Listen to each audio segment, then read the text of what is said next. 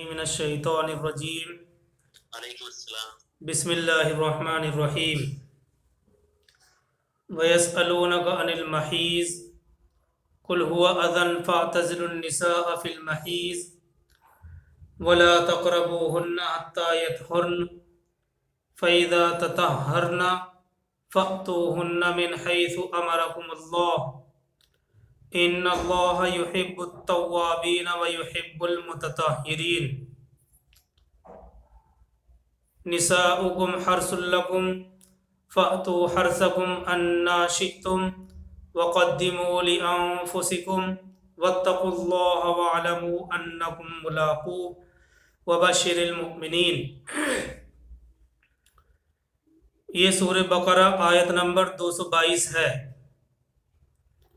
اس سے پہلی آیت میں مشرکین اور کافرین سے نکاح سے متعلق بیان کیا گیا تھا۔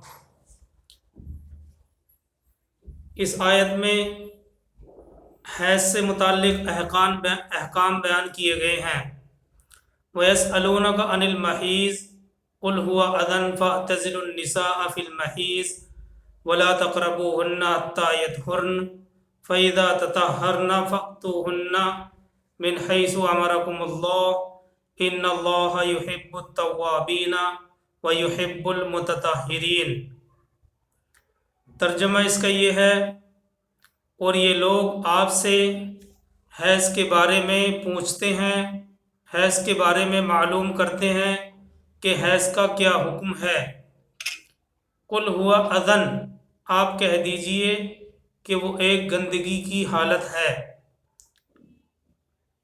اس زمانے میں وَلَا تَقْرَبُوهُنَّ، اس زمانے میں عورتوں سے الگ رہو، اور ان کے وَلَا تَقْرَبُوهُنَّ، اور ان کے قریب بھی نہ جاؤ، حَتَّى يَطْهُرْنَ، یہاں تک کہ وہ پاک نہ ہو جائے، جب تک کہ وہ پاک نہ ہو جائیں۔ پھر جب وہ پاک ہو جائیں تو ان کے پاس جاؤ، اسی طرح جس طرح اللہ نے تم کو حکم دیا ہے۔ بے شک اللہ توبہ کرنے والوں کو پسند کرتا ہے اور پاک صاف رہنے والوں کو دوست رکھتا ہے۔ یہ سورہ بقرہ آیت نمبر 222 ہے۔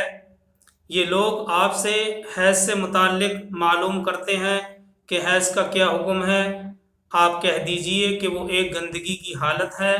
اس زمانے میں عورتوں سے الگ رہو اور ان کے قریب بھی نہ جاؤ جب تک کہ وہ پاک صاف نہ ہو جائیں۔ پھر جب وہ پاک ہو جائیں تو ان کے پاس جاؤ، اسی طرح جس طرح اللہ نے تم کو حکم دیا ہے۔ بے شک اللہ تعالیٰ توبہ کرنے والوں کو پسند کرتا ہے اور پاک صاف رہنے والوں کو دوست رکھتا ہے۔ اصل میں آیت میں اذا کا لفظ استعمال کیا گیا ہے، جس کے معنی گندگی کے بھی ہیں اور بیماری کے بھی ہیں۔ قُلْ هُوَ أَذًى فَاعْتَزِلُوا النِّسَاءَ، اذن کا لفظ استعمال کیا گیا ہے اللہ تبارک و تعالیٰ نے، جس کے معنی گندگی کے بھی ہیں اور بیماری کے بھی ہیں۔ حیض صرف ایک گندگی ہی نہیں ہے، بلکہ طبی حیثیت سے وہ ایک ایسی حالت ہے جس میں عورت تندرستی کے مقابلے میں بیماری سے زیادہ قریب رہتی ہے۔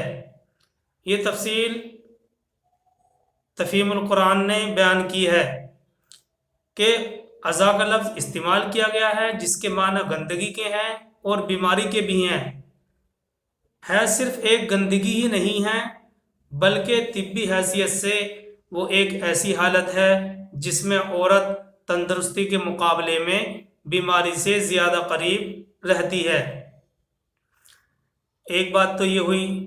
دوسری بات آیت میں جو کہی گئی ہے کہ اس میں عورتوں سے الگ رہو، قریب بھی نہ جاؤ جب تک کہ وہ پاک صاف نہ ہو جائیں۔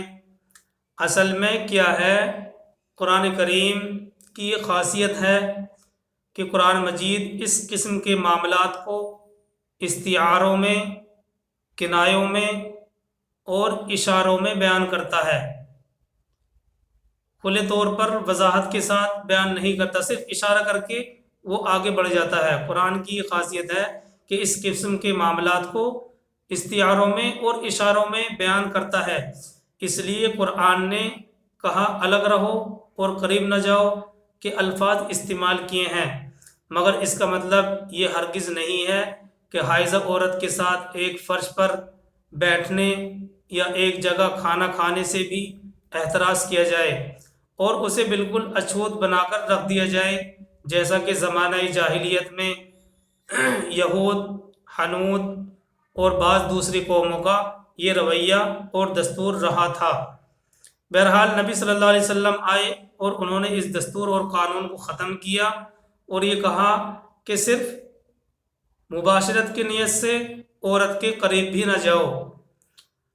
اب نبی پاک علیہ الصلوۃ والسلام نے جو اس سلسلے میں وضاحت فرمائی ہے، اس سے معلوم ہوتا ہے کہ اس حالت میں صرف فعل مباشرت سے پرہیز کرنا چاہیے، باقی تمام تعلقات بدستور رکھے جائیں گے۔ اور آیت میں ایک بات یہ بھی کہی گئی ہے کہ جب وہ پاک ہو جائیں تو ان کے پاس اسی طرح جاؤ جس طرح اللہ نے حکم دیا ہے۔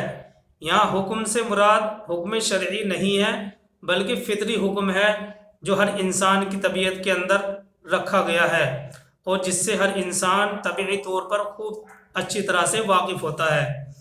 بہرحال اس آیت میں حیض سے متعلق بیان کیا گیا ہے، تو نبی صلی اللہ علیہ وسلم کی تعلیم سے یہی معلوم ہوتا ہے کہ اس حالت میں صرف فعل مباشرت سے پرہیز کرنا چاہیے، باقی تمام تعلقات بدستور قائم رکھنے چاہیے۔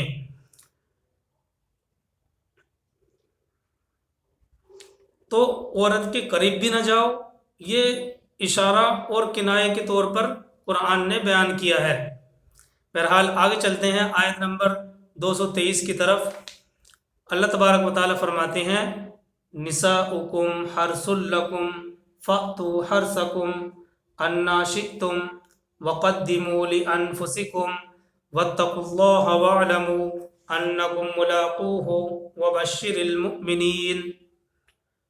نساؤکم حرث لکم فأتوا حرثکم انا شئتم، تمہاری عورتیں تمہاری کھیتیاں ہیں، تمہیں اختیار ہے جس طرح چاہو اپنی کھیتی میں جاؤ۔ وقدموا لانفسکم، وقدموا لانفسکم لفظی ترجمہ تو ایسا ہوگا اور اپنے لیے نیک عمل آگے بھیجو۔ وقدموا لانفسکم اور اپنے لیے نیک عمل آگے بھیجو آخرت کے لیے۔ ماحولی ترجمہ ایسے بھی کر سکتے ہیں وقدموا لانفسکم اور اپنے مستقبل کی فکر کرو، واتقوا اللہ اور اللہ کی ناراضگی سے بچو۔ خوب جان لو کہ اللہ تعالیٰ خوب جان لو کہ تمہیں ایک دن اللہ سے ملنا ہے۔ اللہ تعالیٰ فرماتے ہیں تمہاری عورتیں تمہاری کھیتیاں ہیں، تمہیں اختیار ہے جس طرح چاہو اپنی کھیتی میں جاؤ۔ وقدموا لانفسکم اور اپنے لیے نیک عمل آگے بھیجو، یعنی اپنے مستقبل کی فکر کرو۔ اے نبی جو تمہاری ہدایت کو مان لے انہیں کامیابی کی خوشخبری سنا دو۔ اے نبی صلی اللہ علیہ وسلم جو تمہاری ہدایت جو تم لے کر آئے ہو وہ جو اس کو مان لے آپ ان کو خوشخبری سنا دیجئے۔ دیکھیے مطلب یہ ہے کہ اللہ نے عورتوں کو مردوں کے لیے صرف تفریح نہیں بنایا ہے بلکہ ان دونوں کے درمیان کھیت اور کسان جیسا تعلق ہے۔ کھیت میں انسان صرف تفریح کرنے کے لیے نہیں جاتا بلکہ اس لیے بھی جاتا ہے تاکہ اس سے پیداوار حاصل کرے۔ نسل انسانی کے کسان کو بھی انسانیت کی اس کھیتی میں اس لیے جانا چاہیے تاکہ وہ اس کی نسل کی پیداوار حاصل کرے، اور خدا کو اس بات سے بحث نہیں ہے کہ تم اس کھیت میں کھیتی کس طرح کرتے ہو، بلکہ اللہ کا مطالبہ تم سے یہ ہے کہ جاؤ صرف کھیت ہی میں، کھیت کے علاوہ نہیں، اور اس مقصد کے لیے جاؤ کہ اس سے پیداوار حاصل کرنی ہے اور فطری خواہش پوری کرنی ہے۔ تو یہ ایک مشابہت دی ہے اللہ نے اور آگے اللہ تعالیٰ فرماتے ہیں وَقَدِّمُوا لِأَنفُسِكُمْ، اور اپنے لیے نیک عمل آگے بھیجو، یعنی اپنے مستقبل کی فکر کرو۔ دیکھیے یہ اس آیت کے جامع الفاظ ہیں جس کے دو مطلب مفسرین نے بیان کیے ہیں، اور دونوں ہی برابر اہمیت رکھتے ہیں۔ ایک یہ ہے کہ اپنی نسل برقرار رکھنے کی کوشش کرو، وَقَدِّمُوا لِأَنفُسِكُمْ، آگے کی فکر کرو، مستقبل کی فکر کرو، یعنی اپنی نسل برقرار رکھنے کی کوشش کرو تاکہ تمہارے دنیا چھوڑنے سے پہلے تمہاری جگہ کام کرنے والے پیدا ہو جائیں۔ دو مطلب ہیں، دونوں برابر اہمیت کے حامل ہیں۔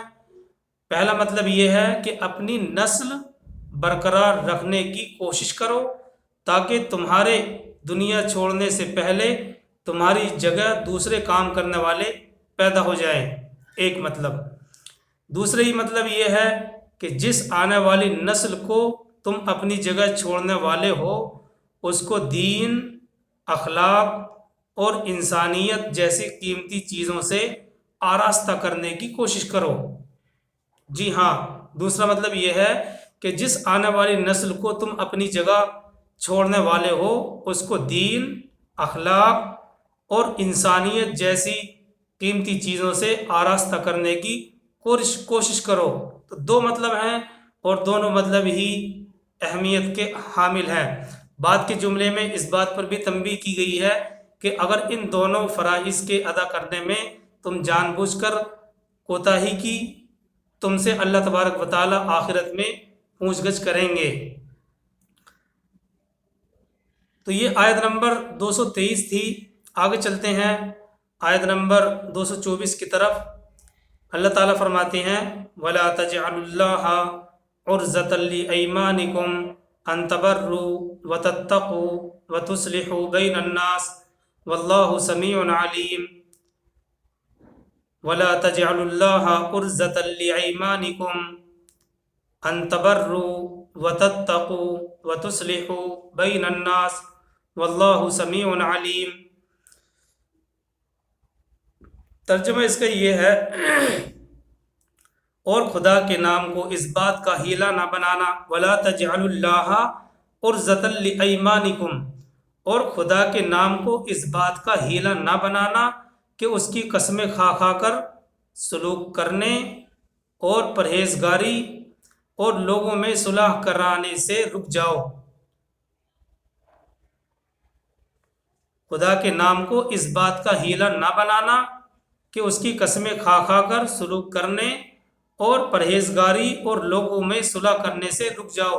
ان اللہ سمیع علیم، اور اللہ سب کچھ سننے والا اور جاننے والا ہے۔